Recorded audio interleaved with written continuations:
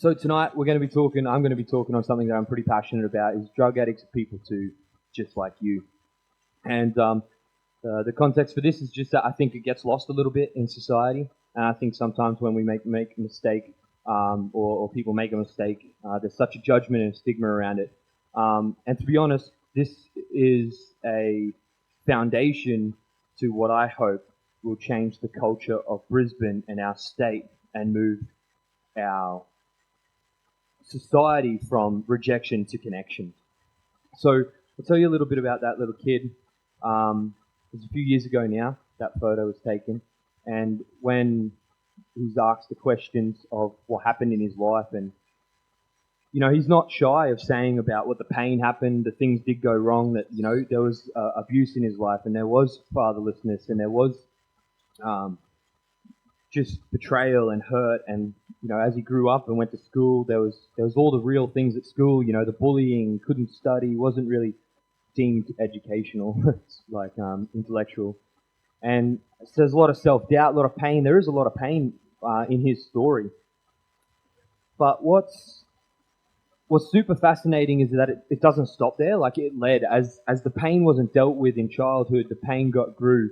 And the pain grew into just acting out. And when he shares his story, he shares very real about the reality that his drug addiction, the symptoms of addiction really started when he was just playing video games all night, then going to work, benders, all that sort of stuff. Then it started with alcohol and, things like this. He shares his story in such a way that if you were to look at yourself intimately, you would see that you could see the path that he's going to, but it's only in hindsight that you can see that stuff. You can't really see the path while you're in it, because we live life forward, but we understand it backwards, So yeah, when he shares his story, the pain's very real, and drug addiction became a part of this kid's life. Looking at the picture there, I'm pretty sure his parents and his grandparents that looked after him weren't really concerned that was going to be a problem. But he was yet deemed a junkie. So many people in the society use that word and use that frame. It's such just a junkie. That's what drug addicts are. It's like just junkie. Some people add a few stigmas onto the back of that, like scum and low life and things like that, that people are just ruining our society. And I really take the opposite view, because when you get the flu, you're not the flu. You're sick with the flu. And although drug addiction starts as a choice, it becomes very uncontrollable. And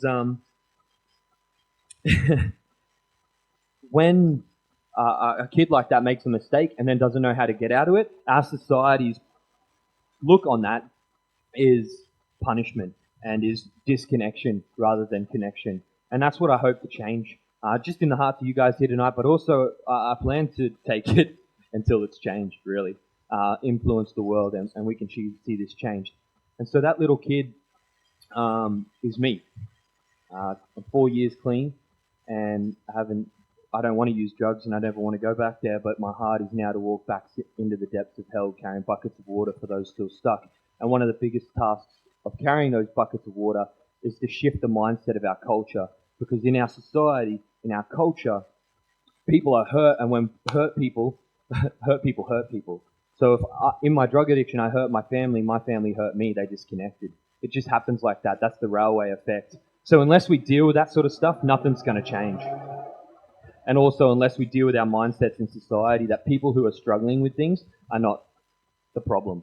Like, a drug addict isn't the problem. The problem is the drugs. We've got to differentiate them. We've got to put the problem on the table and deal with the people who are hurting, because that's the reality. That little kid's someone's son, someone's daughter, and so are you guys, right? So he's not just a junkie scum. There's a mum out there that's waiting for his son to come home. There's a father out there who doesn't know where he went wrong. There's a society out there. So if we could jump to slide 2. The reality of what we've been doing in our society. I love this picture. I drew that. That's my handwriting. She's not all right, mate. Our statistics on drug addiction and unintentional overdoses has increased by 38% in 10 years. And those are massive numbers. When we look at that, that's 1,612 sons and daughters dead from drugs in our country alone. That's too many. It's way too many. And it's not even intentional. Like, people use drugs to kill themselves. This is unintentional. People that are using on the weekends, people that just want to chop in, have a bit of fun, people that are just or like me, who got a little bit crazy and realized drugs took away pain and really wanted that promise that was in that substance. So what we've been doing in our country is not working, and it's clear. There's countries around, which we'll go into a little bit later in the next slide, is Portugal. Portugal is the complete opposite. We can jump to that now. 38% we've gone up, and by implementing connection over rejection into Portugal, Portugal went down by 50% in 15 years of all drug addiction. HIV. I love this. HIV went down from 102 recorded cases per million to 4.2 in 15 years. That's almost a 100% decrease of HIV. 50% decrease of drug addiction for what Portugal introduced. And what they introduced is off the back of this video. Addiction is less about the drug they're using and more about the trap that they're in, or the cage that they're in. Addiction is so much bigger than just a substance. It's a belief system, it's a pain set, it's a mindset, it's such a stigma. Basically, when you incarcerate someone, all right, we'll go into this. Has anyone ever done a career day? I dropped out of school, was too busy using drugs, but did anyone do that? All right, sweet. So when you go to career day, you go in with little options, right? You go in with little knowledge. You go in there, there's a few stalls set up trying to figure out what's going on, and you go in to gain information on where you want to go in your life. So that's career day, that's at school. What do you guys think prison is? It's a career day for drug addicts. When I went to rehab, I spent my first 3 months in a black book journal writing what I was going to do better rather than trying to get better. And so you put someone who got caught with 1 ounce of weed and you lock them up for the mandatory 60 days or whatever, right? They're in jail now with kingpins, murderers, people who have done this stuff their whole life, who have grew up in drug addiction, who have import drugs, who know how to steal cars, take them apart, fill them with drugs, and send them to people. You're putting someone who got caught with 1 ounce of weed in prison with the same person who has just killed a group of people to keep their drug market going, making millions and millions of dollars. Prison is nothing but a career day for drug addicts. You send us there to punish us, all we do is learn how to do it better next time. It's just a recycle effect. There is no long-lasting change that happens from that. Now, granted, our prison system has got this thing called Q-merit. What Q-merit is like, if you got caught with drugs, instead of going to do a mandatory time in prison, you can do a mandatory time in a rehab facility where you can go deal with this stuff and hopefully work on yourself and go out. The problem with that is you're sending people that have already been to prison with the mindset of, I just need to get better, like get better at the game, get better at the industry, not get better in my heart. You send people like that to the Q-merit, it's just a get out of jail free card. So what we actually need to do is look less about the cage that the drug, look more at the cage that the drug addict is in and less about the drugs. A drug is a drug. Whether it's weed or heroin, it's the same thing. Legalized drugs, codeine, prescription pills, Panadol, alcohol, all that stuff is real, but it's dealing with the problem. If we could just play this video, it's real short, really breaks down the cage effect. It's a really good study. What causes drug addiction? To find out, researchers in the 70s investigated rats in empty cages with normal and drugged water. Because all their rats chose the drugged water, became addicted, and died of malnutrition, they concluded that drugs are uncontrollable and that a global war on drugs was necessary. But another scientist thought it was obvious that lonely rats in boring cages would choose drugs over water. So he put them in a lush cage called Rat Park with friends and everything a rat could want. His rats chose not to use drugs. He even used addicted rats from the lonely cages who gradually reduced to become drug-free at Rat Park. That's like many humans who get strong drugs in hospitals and just stop when they go home to a loving family. While alone and unhappy, street users turn into desperate addicts. These experiments show that chemical addiction is not the only thing that matters in drug abuse, and that a person's access to a lush cage is even more important than making drugs unavailable and criminalizing its users.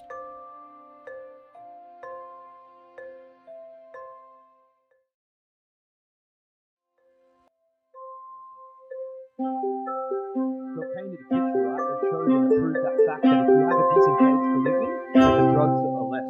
100% of rats stopped using the heroin or cocaine-laced water that they had in there. 100%. And if there was anyone that used it, it was 100% overdoses down, but any of the rats that used it only went to it occasionally. It would almost be like on the weekend, you know, when you have a casual beer. The principle is, drug addiction is less about the drug they're using and the cage they're in. And the problem that we have with this as well is there's so many opinions around that say that the cage is just in the head. It freaking is. It is just in our head. But the reality is so real for us, we live that every single day. We really, whether our parents or our society is telling us that, hey, we're there for you, we know the truth. We know the connection that is not there. We know the truth of the disconnection. And so if we jump to the next slide, when we change the way we look at things, the things we look at change. Our perception on everything is massive. The way we view what we do will always determine how we do what we do. And that's why I believe if we change the way our society, and it starts with you guys in this room now, the way you view someone who is using... You could walk down the street today, you could walk out and see someone stoned or fried today, right now. And if you view that person as just a junkie who is ruining our society, I fail to see how that perspective on us or on them is going to help them become the man or woman they need to become. Just another junkie, that's not going to help them change. That leads no change to that. Drug addicts are people just like you, and everyone should have the opportunity to change their life. We all make mistakes, right? Anyone crashed a car? I crashed mine twice. I've lost my license 5 times. Like, I've freaking done that. I've been there. But that doesn't make me who I am. That's a mistake. Yeah? It's a mistake. It's not who we are. And so often we're defined by the mistakes we make. And it doesn't matter. It's less important about where you are, but more important about where you're going. So it's less important about the mistake you make right now, but the choices you make to correct them. And we can't make them alone. It's like places like this exist. The Love Well Project, here we change the world one woman at a time, one coffee at a time. Why? Because we build an atmosphere of where women who are struggling, drug addiction, alcoholism, anything like that, can come up here and be changed and have a community who says, we are here for you. If we had not just buildings and businesses and communities, small knit communities that did that, but we had a whole society that said, hey, if you're struggling, we're here for you. Don't just go live in Logan. You know what I mean? Like, why do we have a stigma on Logan when drug addicts and alcoholism is everywhere? Instead of looking down on a suburb, why don't we do what we can to lift them up? Because they're people just like you and I. We might live in nice houses. They might live on the street. What cage are they in?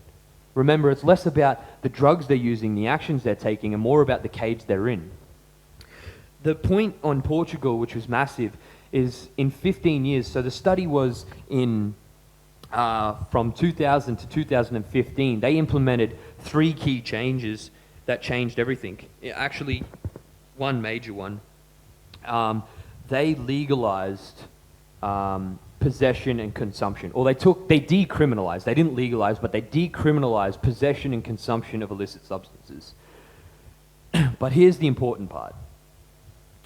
All the money they spent on punishing or disciplining drug addicts, they spent on reconnecting them back into society. That was the difference. It wasn't just that they decriminalized the substances and what they were using, but the money that they were, you know how much money it costs to keep one person in jail?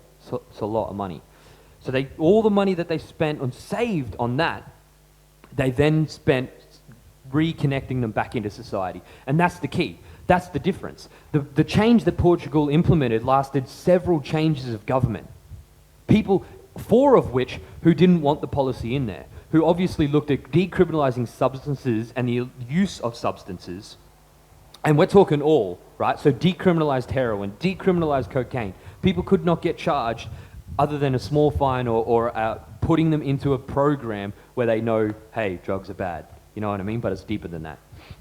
So when they made that change, then the key part was that they reinvested that money into reconnecting our communities. And that was massive.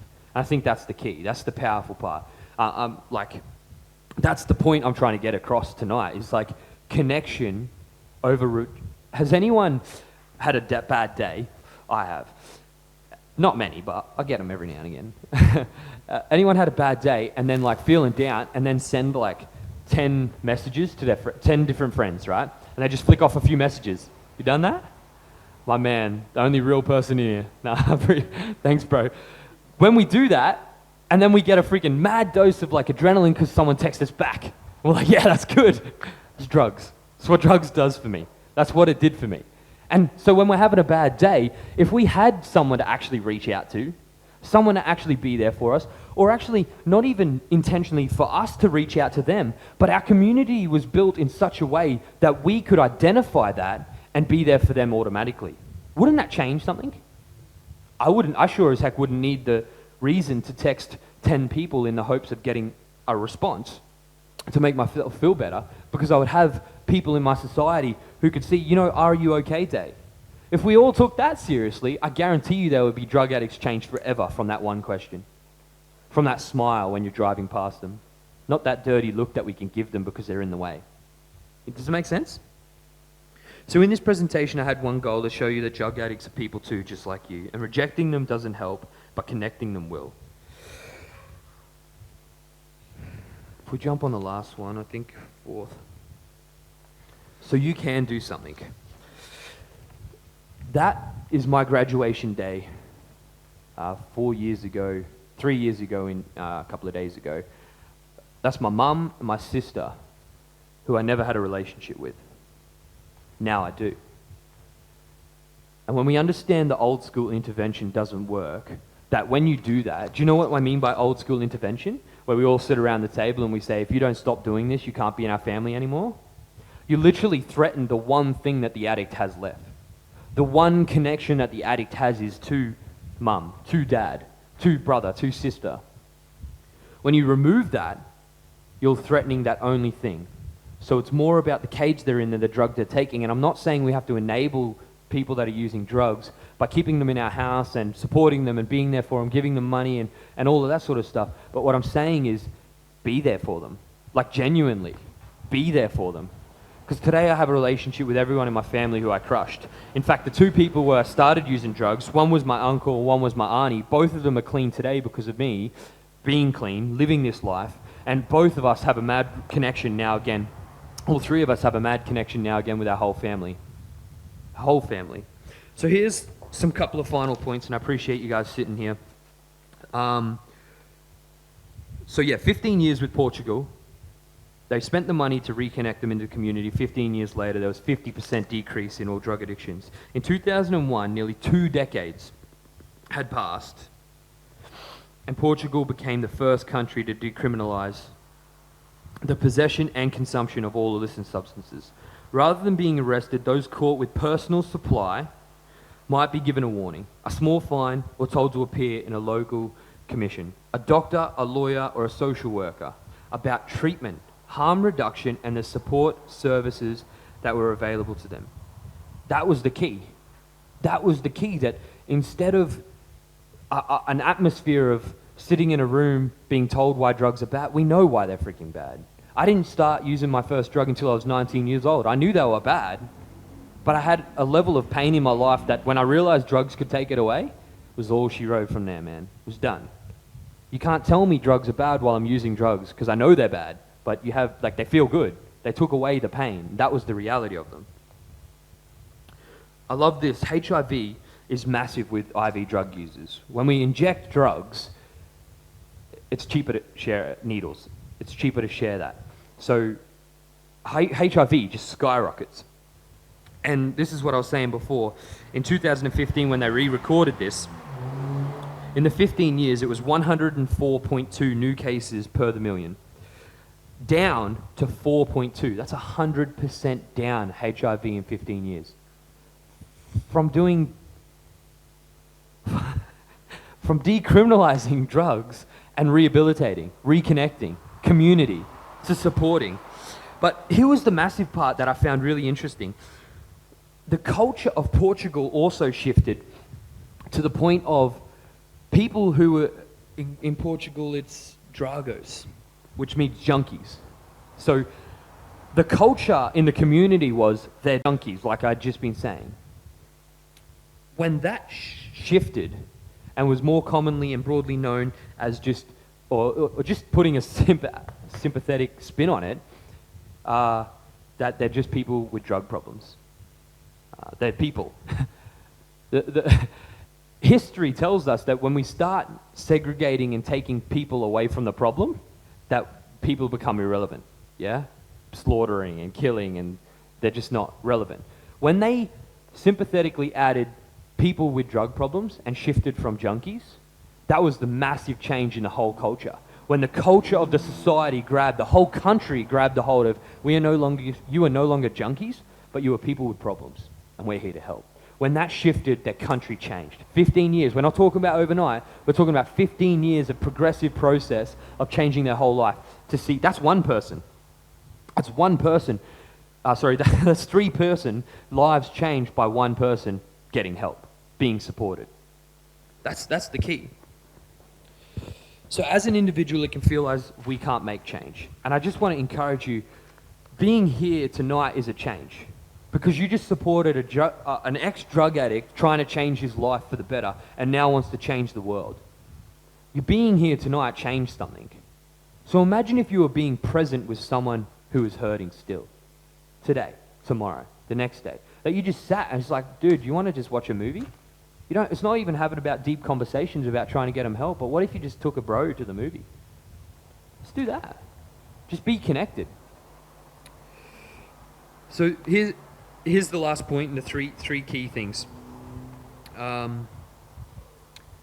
Portugal rested on 3 pillars, and one was there was no such thing as a hard or soft drug. It was only healthy and unhealthy relationships with drugs. Number 2 was that an individual's unhealthy relationship with drugs often conceals a frayed relationship with loved ones and with the world around them and with themselves itself. And 3, that the eradication of all drugs is an impossible goal. Dealing with the people who are suffering from them is not the impossible goal. And so I just leave you with that. We'll ask a couple of questions in a second if you've got some, and be real, it's a safe place because I really like answering questions on this topic. But that's the key, I believe, in our society. And my hope is to take this further than just this room. My hope is to get a policy written, to get an understanding of what are the repercussions in Australia if we took this approach, if we started doing this, if we started small steps to reconnection over rejection. What could that change in our society? Could we see mums and dads more present for their kids, which ultimately change a generation? Ultimately. We're living in the most fatherless society in which our fathers are alive and not off at war. There's been less fatherless places, but they've all been off at war or dead.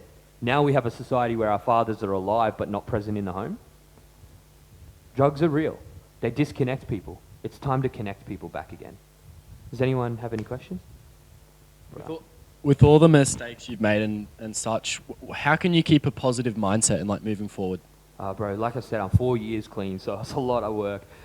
I'll be real with you, a lot of internal help. I did the hard yards when I was first in rehab, man. I did 12 months and stuff on the program. So a lot of that helped me deal with why I used drugs. Because what I learnt was drugs were just a symptom of the problem. And it's a reason why no matter where I moved, the problem came with me because I was wherever I went. So I think something that we can encourage each other, and as men, dude, we don't like dealing with stuff. So if we can just try and find the confidence to just go face up with it and just talk to a bro, let's go for a coffee, and I just got some stuff to talk to you about. I might have some pain on my heart or whatever. So I think when I started facing my problems started fading away, and I started to see the world the way it really can be. I started to see the hope in world, man. Like, I can see the hope that, because one, I've changed my life in such a way, I believe anyone can change their life in such a way. But it takes two to tango. So I don't believe we can do it alone. We have to go with a community. I have mentors that help me in my life. One key mentor, but 3 or 4 others who I'm like, I need you. And I get so real at work. I get so real with people around me, being like, I'm struggling. I need the help. And the moment I got real, my life changed forever, man. The moment I got real. That's how I stay so positive, dude. Does anyone have any others? Yeah, what time did you realize that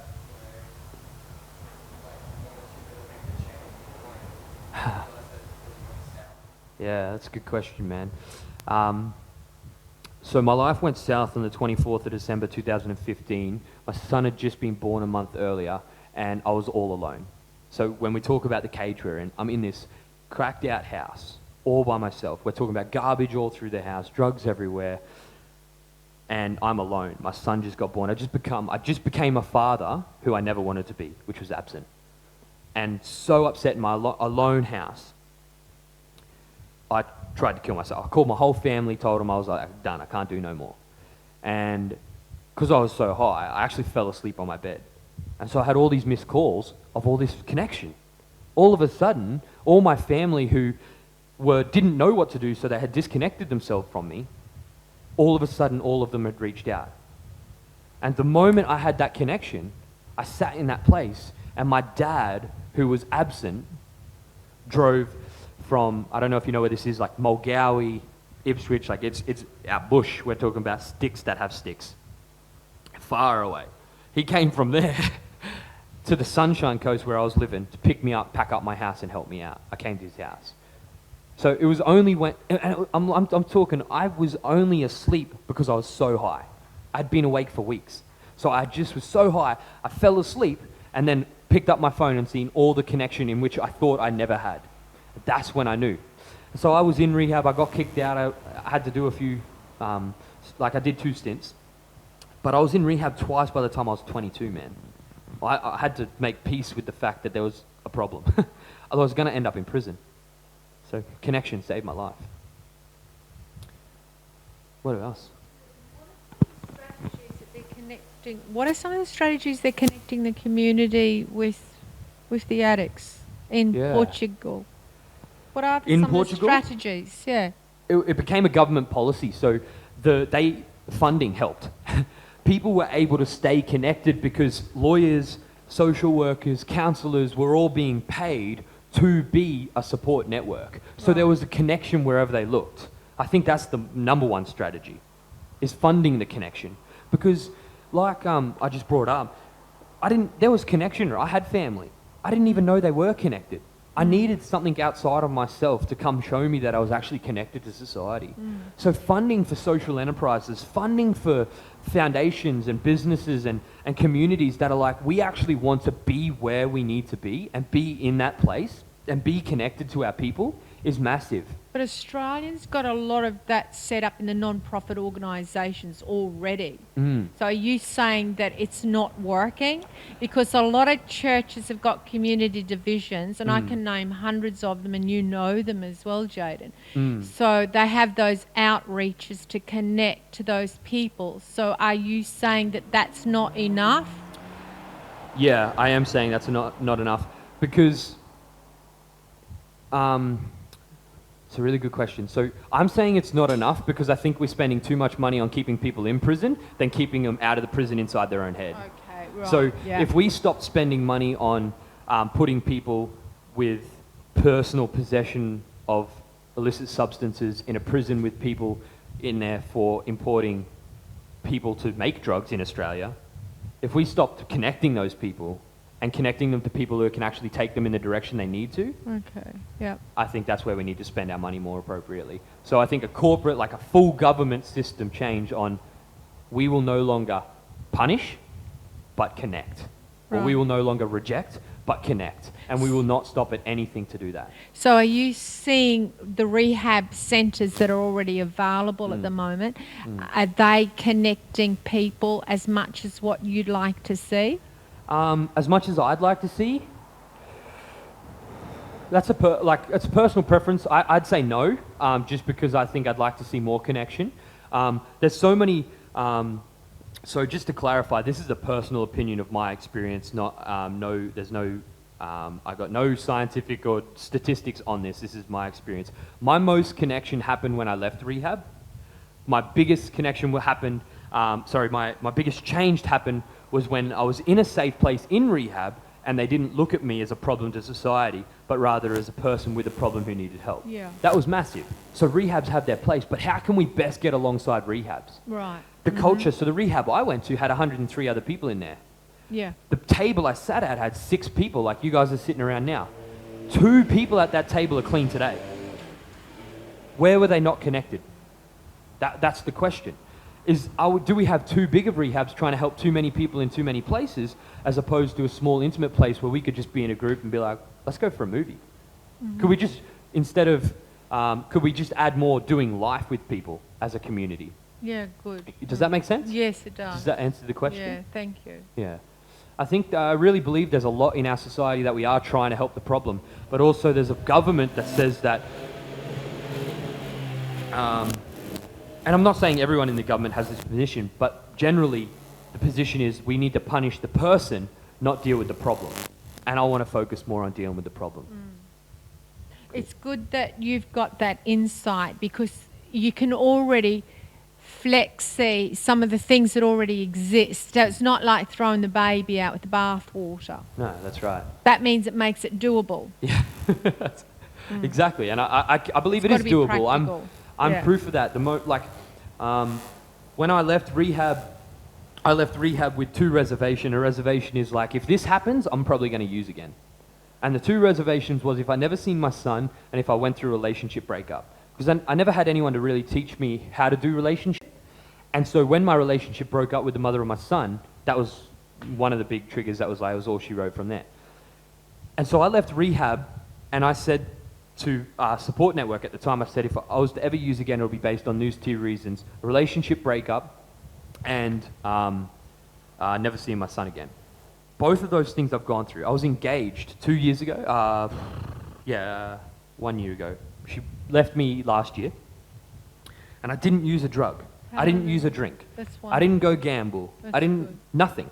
Why? Awesome. On Valentine's Day, 2019, my mentor, who was hosting a men's group, talking to men, had no one turning up, called me and said, hey dude, would you like to go for a movie? I know it's a pretty hard day. Fun. Your missus just left. That's what changed my life. I didn't need to use a drug Oh, because I had a man who said, hey, let's go catch a movie. Very good. Yeah? Yeah. It was just real stuff like that. And then my son, I see my son now, 50-50 custody. A year ago, my ex wasn't turning up to visits.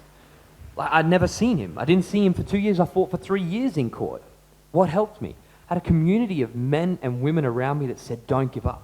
Your son's worth fighting for. Keep fighting. Keep going. Turn up to court with me. Buy me suits to go to court so people could see that, because they can't see the inside change, but they could see the outside change. I had people there for me in my 2 moments. I'm 4 years the 21st of March 2020 will be my 4 years of never using a drink or a drug again. And I'm not going to go back. Do you know, Jade, and I hope I'm not going to be divert from the good stuff that you're saying. The thing that's on all of our minds at the moment are these guys and girls who are getting caught in DVOs, and if there was connections, social connections or whatever, better connections, because they get slammed with the DVOs, because that's really, all of this stuff is on our minds at the moment. And it makes you wonder with what you're saying, if they can be connected and in a supportive way, maybe we've got more chance of them being able to talk and not be isolated as they do, Yeah. maybe. 100%. Connection changes that. Yeah. Because when I have connection with safe people to talk about my anger, my hurt, my fears, when I have safe people to talk about that stuff, I'm not going to act out on that stuff. Yeah. A problem shared is a problem halved. Yeah. Yeah, so imagine if we had a group of people who just came to coffee and we're like, guys, I'm busted. Yeah. I'm broken, I'm hurting. And in fact, this thing that this person is really doing is triggering me and I'm getting angry about it. If we had safe people to talk to about that, I do believe it would go down. I do, 100%. So yeah, I don't... Connection's massive. I don't have all the answers and all the solution, but I believe the biggest answer to most of our problems, our society really looks down, and I'm not discounting that women can't talk about their problems too. They can't. There's a lot of places where they can't talk about their problems because people don't listen. Men don't listen. But also for men, why do we get judged when we start talking about our feelings? Why are we all of a sudden soft when we actually get real? I hate to break it to you, but holding your feelings isn't tough. It's stupid. It's stupid. You got to be real. Mate, I talk to many of people in my workplace about how often I cry about things that happen in my life now. I used drugs to stop crying because I was looked down on as a bloke who had cried. What does it make me less of a man that I cried? I think generally in society it does. But with my group of people who I hang out with, who I'm connected to, who I'm surrounded by, tell me that's being more of a man than holding my feelings in. Because hurt people, right? Hurt people. So that's the key, is connection. Yeah. Thanks, guys. Appreciate you coming in.